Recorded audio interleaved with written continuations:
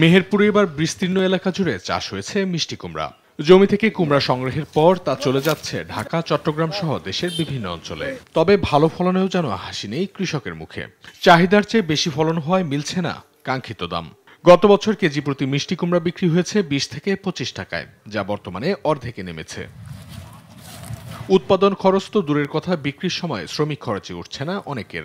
ফলে অন্য আবাদেও প্রস্তুতি নিতে পারছেন না তারা। এই মাল যা বিক্রি হচ্ছে বুঝলেন তো, 6 টাকা 7 টাকা কেজি হিসাবে বিক্রি হচ্ছে, তাতে করে খুব একটা পয়সা ইনভেস্ট হচ্ছে না।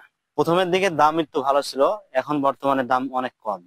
এবার লস হয়েছে, কিন্তু কিছুদিন আগে লাভবান হয়েছিলাম, এবার খুবই লস আমাদের। গাড়ি ভাড়াও পয়সাটা হয়েছিল 5 টাকা কেজি বেচা কেনা হয়েছে, আমরা এতে লস খাচ্ছি। কৃষি বিভাগের তথ্য মতে অন্যান্য সবজি আবাদ বেশি হয়, এবার বাজার মিষ্টি কুমড়ার চাহিদা তুলনামূলক কম।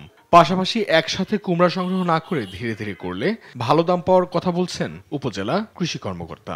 সরবরাহ বাড়ার কারণে চাহিদা কিছুটা কম, এই কারণেই হচ্ছে বাজারের দাম কিছুটা কম। এটা উৎপাদন যেহেতু বেশি আছে, সেক্ষেত্রে কৃষকরা লাভবান হতে পারবে। কৃষকের দুঃখ লাঘবে সহায়তা করবে সরকার, এমনটাই প্রত্যাশা স্থানীয় কৃষকদের। অঙ্কন চৌধুরী, নিউজ ডেস্ক, দেশ টিভি।